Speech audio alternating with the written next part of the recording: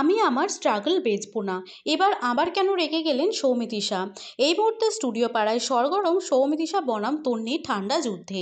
বড় পর্দায় সুযোগ পাওয়ার পর নাকি ছোট পর্দার সহকর্মীদের আনফলো করেছেন মিঠাই ওরফে সৌমিত্রিষা।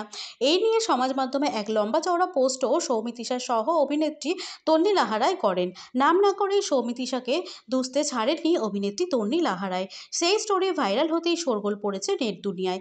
অভিনেত্রী লিখেছেন, প্রিয় অভিনেতা অভিনেত্রী, যখন প্রয়োজন ছিল তখন ফলো করে রেখেছিলেন, এখন অনেক দূর পৌঁছে যাওয়ায় আনফলো করে দেওয়া, পোস্টে আনকোলাপ করে দেওয়া, আরও অনেক দূর পৌঁছান।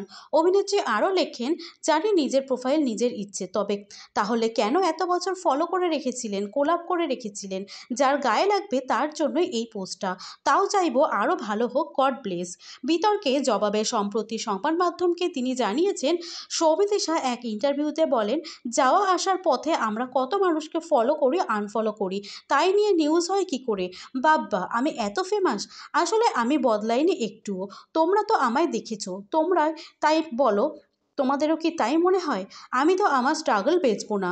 সবাই কষ্ট করে বড় হয়, আর যারা কষ্ট করে বড় হয় তাদের কোনোদিন অহংকার আসে না।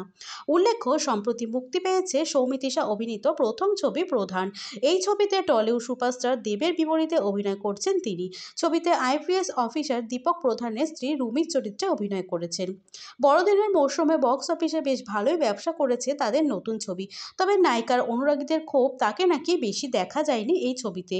এ প্রসঙ্গে সৌমিত্রিষা বলেন, যারা আমাকে ভালোবাসেন তারা তো আমায় বেশিক্ষণ দেখতেই চাইবেন, কিন্তু গল্পটা বুঝতে হবে।